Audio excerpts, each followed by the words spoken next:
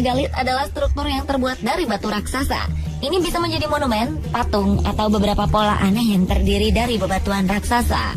Yang menarik adalah struktur-struktur ini ditemukan di seluruh belahan dunia, mulai dari Amerika sampai Afrika, dari Arab sampai Indonesia. Kebudayaan megalitikum adalah kebudayaan yang menghasilkan bangunan-bangunan dari batu besar yang muncul sejak zaman Neolitikum dan berkembang pesat pada zaman logam. Dan setiap kebudayaan memiliki struktur megalitik tersendiri yang kadang membuat kita terkagum-kagum akan keindahan dan kesempurnaan serta kesimetrisan bangunan-bangunan yang terbuat dari bebatuan raksasa tersebut. Setiap bangunan yang diciptakan oleh masyarakat tersebut tentu memiliki fungsinya tersendiri dalam keperluan hidup sehari-hari. Dan ada banyak batu-batu megalitikum dan penuh misteri yang menarik serta unik yang tersebar di seluruh penjuru dunia.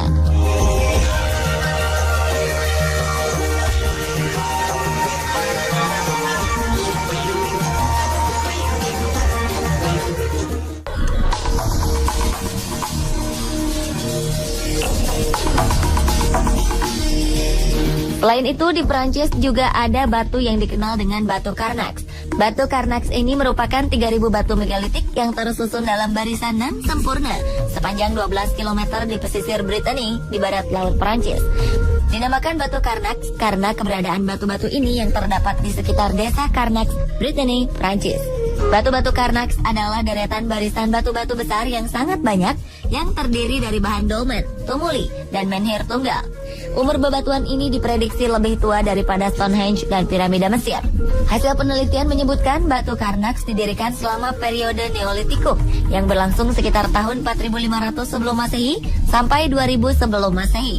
Namun penelitian kesulitan untuk menentukan tanggal batu didirikan. Tak ada yang mengetahui pasti untuk apa dan tujuan apa batu tersebut dibuat. Ditambah identitas kaum Neolitik yang membangunnya tidaklah diketahui.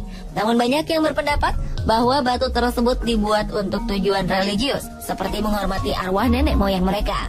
Misteri pun meliputi barisan batu-batu yang sangat mirip dengan orang berbaris, sehingga muncullah mitos masyarakat lokal yang menyebutkan bahwa alasan batu-batu ini berdiri dalam garis lurus sempurna adalah dulunya mereka merupakan para legion atau tentara Romawi yang kemudian berubah menjadi batu setelah dikutuk oleh penyihir Merlin. Merlin dikenal sebagai penyihir semasa Raja Arthur hidup. Sedangkan lain halnya dengan mitos di kalangan Katolik yang menyebutkan bahwa batu-batu ini adalah tentara pagan yang juga diusir menjadi batu ketika mereka mengejar Paus Cornelius. Sementara di luar hal-hal yang berbau mistis tersebut, ada sebuah penjelasan ilmiah yang menyatakan bahwa batu-batu tersebut bisa jadi merupakan alat pendeteksi gempa yang rumit.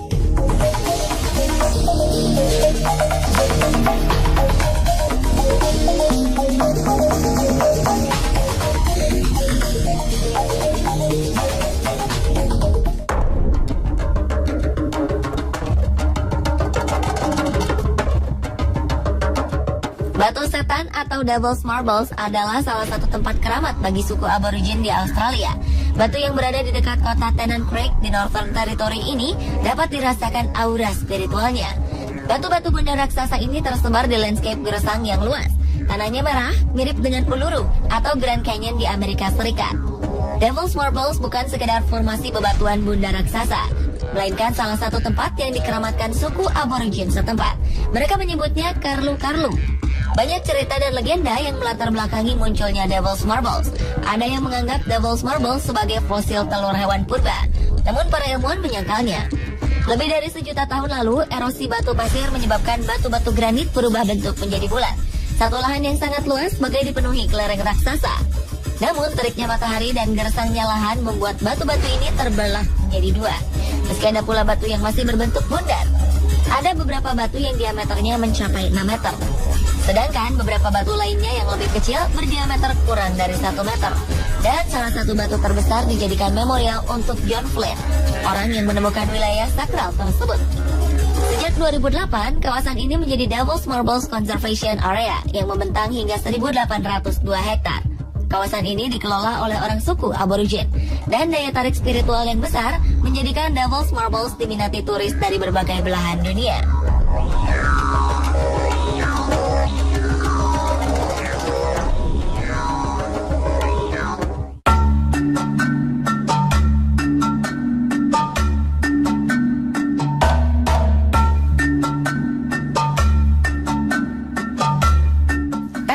luar negeri. Situs megalitikum yang misterius juga ada di Indonesia.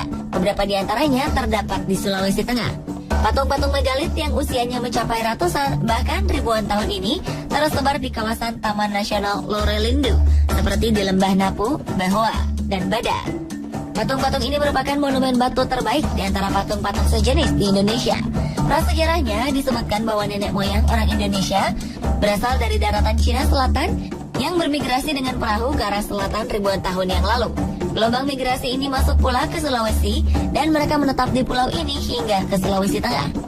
Para pengembara ini masuk dalam rumpun ras Austronesia yang menyebar dari Madagaskar sampai Pasifik. Pada saat itu, gelombang kedua orang Austronesia datang ke Sulawesi dengan membawa kebudayaan zaman besi. Dengan alat-alat dari besi inilah, mereka bisa membuat berbagai model peninggalan dari batu atau dikenal dengan megalit. Karya nyata yang terlahir dari peradaban nenek moyang Lembah Behoa ini berupa patung-patung megalit yang masih berdiri kokoh yang memancarkan kebudayaan tingkat tinggi dari masyarakatnya hingga saat ini. Ukuran dan bentuk dari patung-patung megalit sangat beragam, mulai dari tinggi yang berukuran 1,5 meter hingga ada yang tertinggi adalah patung Palindo, yaitu setinggi 4 meter di atas permukaan tanah. Bentuknya juga beragam, ada yang berbentuk patung manusia, jambangan besar atau kalamba, piringan atau tutuna, batu-batu cembung atau batu dakon, mortir batu, dan tiang penyangga rumah. Di sekitar Taman Nasional Lorelindo ini terdapat lebih dari 431 situs yang ditemukan dan banyak lagi yang belum terungkap.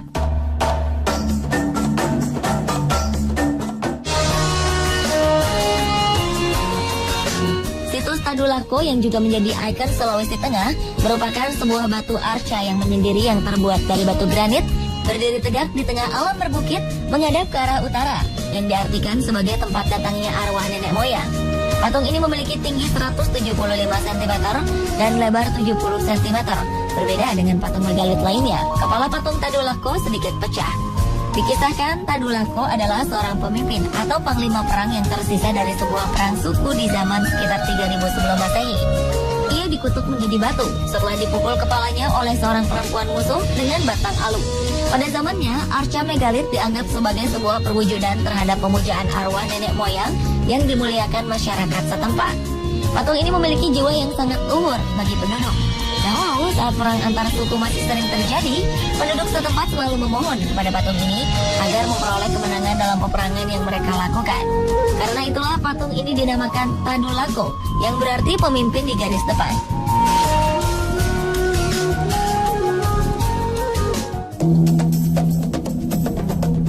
Berbeda dengan batu Tadulako, situs Pokekea yang berada di Kecamatan Lore Tengah, Poso, terdapat bebatuan megalit berbentuk belanga raksasa yang disebut kalamba, lengkap dengan penutupnya terletak di tempat yang agak tinggi, mengelompok di tengah padang rumput luas membentang. Kalamba yang merupakan tempat penyimpanan orang yang sudah meninggal ini memiliki ukuran yang bervariasi antara 1,5 meter hingga 2,7 meter dan memiliki diameter antara 1 meter hingga 1,8 meter. Dan kalamba juga memiliki tutup yang menunjukkan jumlah yang terkubur dengan pahatan berbentuk manusia sedang tertelungkup atau ukiran wajah.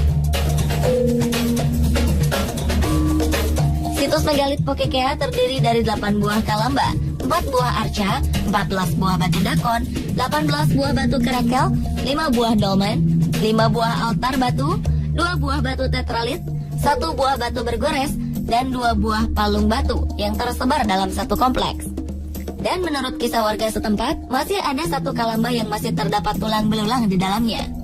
Menurut Iksam, wakil kepala Museum Palu yang juga arkeolog yang meneliti situs ini mengatakan, kalamba melambangkan juga perahu roh yang mengacu pada tradisi nenek moyang yang datang dari laut.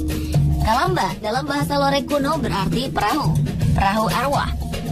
Ada stratifikasi sosial yang membuat perbedaan dalam bentuk kalamba. Ada tutup untuk orang yang berpangkat lengkap dengan hiasan dan ukiran. Ada tempat menaruh sesaji di dalam kalamba tersebut yang sepintas mirip tempat sabun. Dugaan ini diperkuat oleh penelitian arkeologi tahun 2000 lalu yang menemukan kerangka manusia dalam kalamba. Kerangka itu sempat diidentifikasi dan menunjukkan ras Mongoloid. Dan dari identifikasi karbon menunjukkan umur minimal 1.500 hingga 3.000 tahun yang lalu. Sedangkan patung dari batu yang banyak dan berukuran beragam dari kecil sampai 4 meter itu merupakan personifikasi dari orang yang meninggal tersebut.